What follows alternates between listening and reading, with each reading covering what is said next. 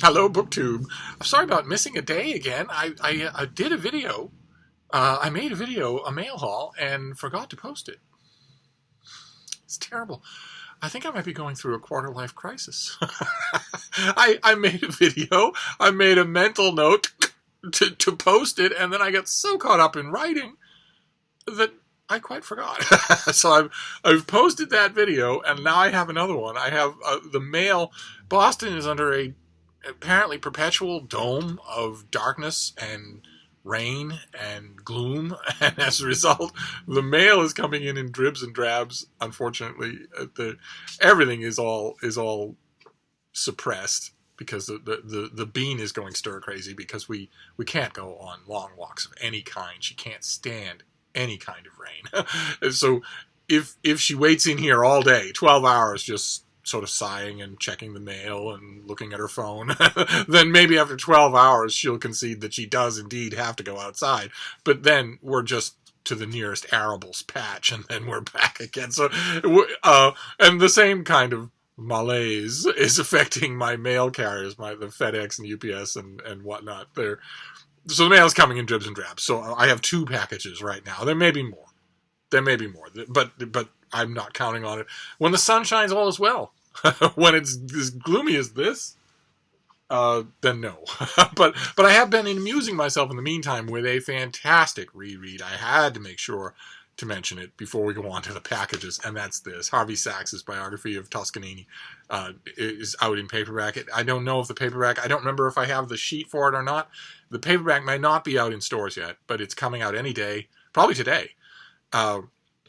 It's a big, huge thing, gigantic biography, and you might, if you're interested in the subject, or interested in classical music, or the whole era that Toscanini dominated, you might look at the subtitle, Musician of Conscience, and think, oh, ew. But no, rest assured, the Toscanini that Sachs captures perfectly in these pages is every bit the fire-breathing monster that you would expect a world-famous conductor to be. They all were, they always are. Their PR machines might work extra, but no, it's the variation.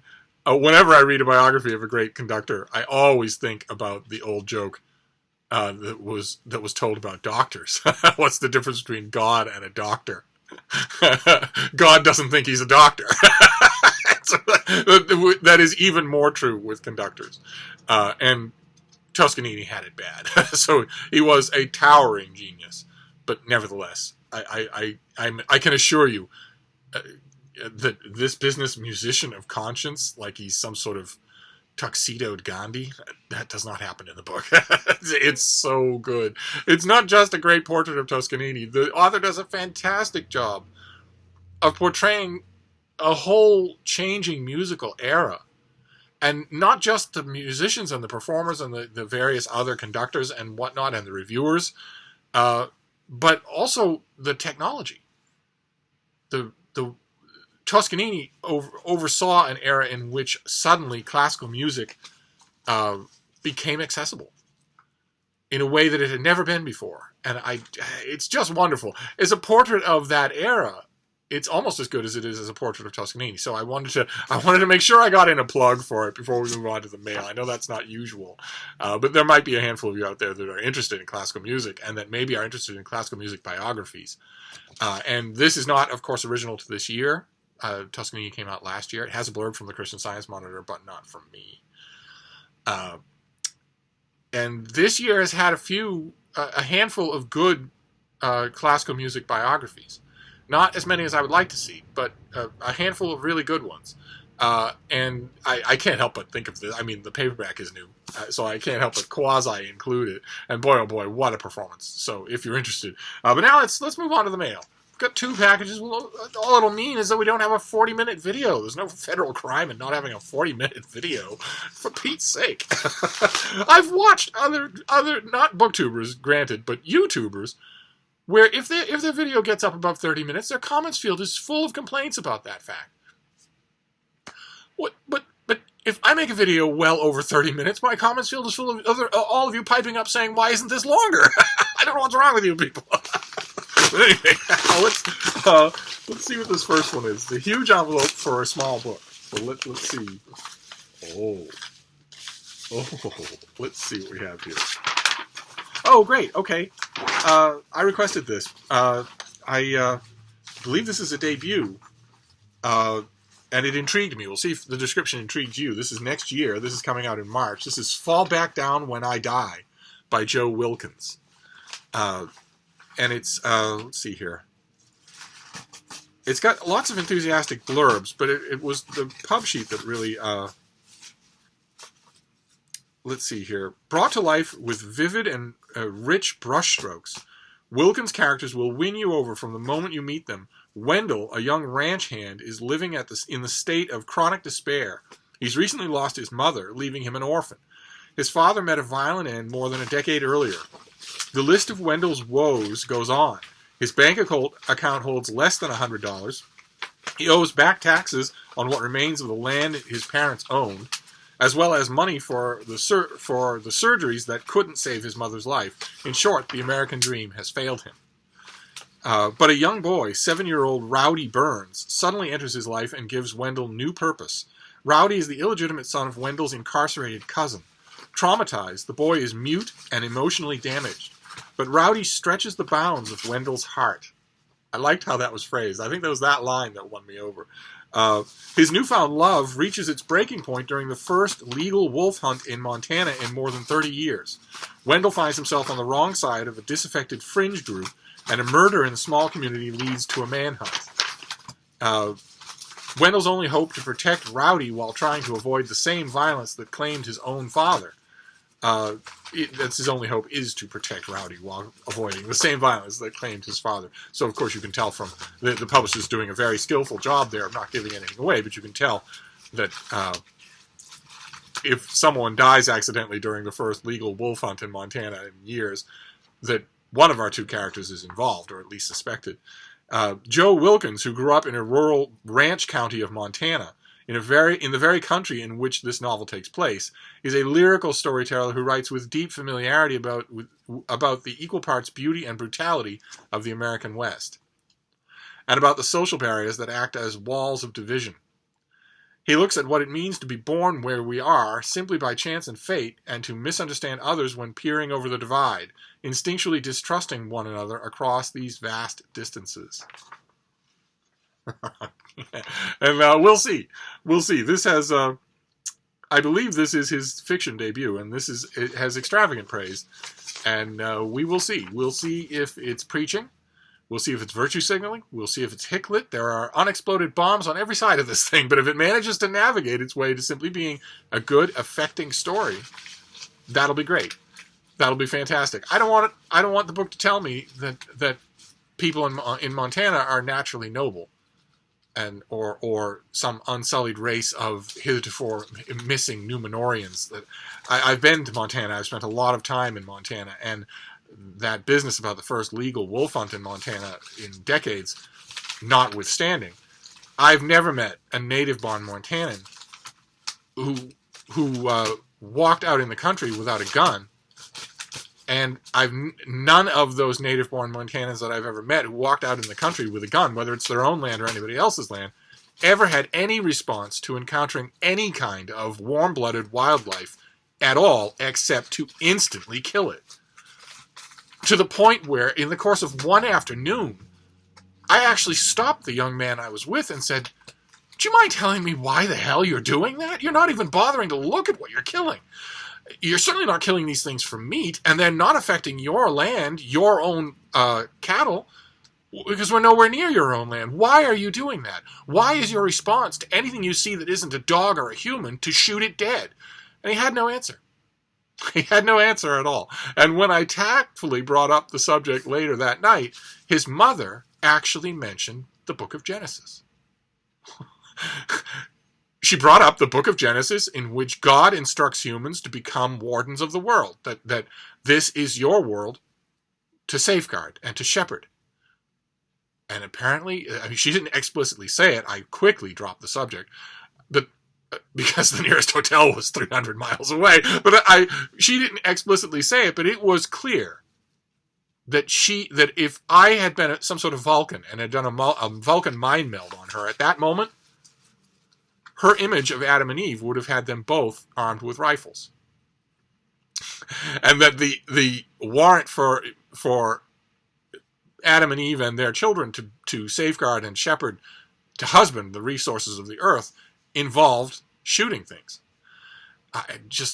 I encountered a world every time I've been to Montana. At least when I've been around humans, I've spent a lot of time in Montana around no humans at all, just blissfully, days and days and days away from anyone human. But I've also spent a lot of time on ranches, and I knew someone who actually owned it and still does own a ranch in Montana, and it's a different world.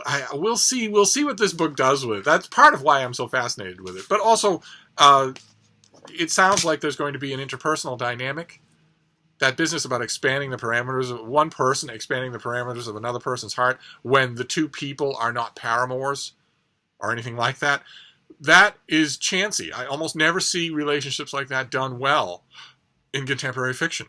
So, or done believably. So we will see. It'll be a whole new year. so I won't get to it until then, of course. But all right, so let's do this next one. This is our next one, and then we'll be done. We'll be done with the mail so far, and we'll see. Do you want that, baby bean? No? Oh, the joie de vivre just goes right out of this little dog when we have prolonged periods without the sun. I don't know what she's going to do this winter. She didn't have any idea what winter was last winter because she was just a little nugget, so I didn't take her outside.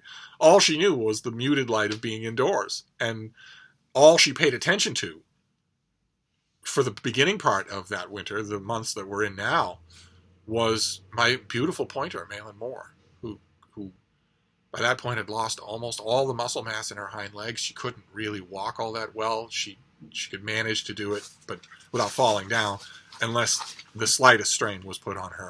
A sharp turn, any kind of incline, any kind of stairs.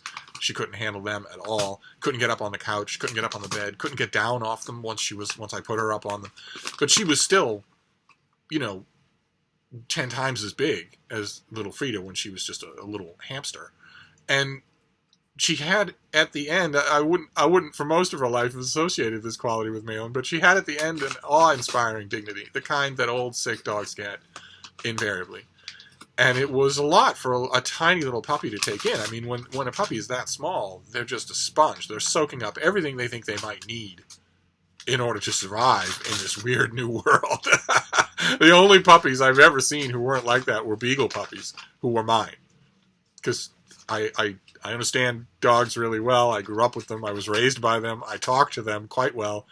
But the only kind of dog I've ever encountered where there's no language barrier at all, where it's simply communication, just like I'm doing now, nuance and everything, was beagles. And right from the beginning, literally as soon as they're born. I don't know what it is, but one way or another, the 8-week beagle puppies that I've had didn't have that semi-frightened, extremely alert, sponge-like nature of other puppies that you may have seen. My beagle puppies never had that because they knew the most important thing they needed to know. They knew they're mine and I'm theirs, and that's it. They can figure the rest of it out at their leisure, which made them unbearable when they were older. But this will be the first real winter that Frida has experienced, and I don't know what it's going to be like. What if all I can think in these last 6 or 7 weeks, all the dark clouds and rain that we've had, all I can think about is what would happen if these same weather patterns held, only it was a little further into winter and this was all snow. That would be awful. Just awful. So we'll see. Certainly, a winter in which she is low energy might be a blessing in disguise. I might not complain about that. So, anyway, great. Oh, fantastic. Okay, fantastic. I requested this. This is great. Oh, fantastic! All right, this is a rarity. It's put out by Liverite, a division of W.W. Norton. Liverite does great work. I almost never know them to come out with a book that isn't just a fantastic idea and well executed and artfully done as well. And this is coming out in the spring, I believe. Does this come out in the spring? No, it comes out in February. It comes out in the middle of winter, and it is Arturo's Island by Elsa Morante. This is a new translation. That is that is the cover. I can't really make it out here. The translation is by Anne Goldstein. And let me tell you about it here. Long considered one of Italy's greatest post-war novelists. I heartily second that. I heartily second that. This book is, as far as I remember, not her masterpiece. Her masterpiece is it's an incredible book. I wish that it had a new translation, although its old one is just fine. But nevertheless, she never wrote anything that wasn't great. So she's in a small company for that distinction.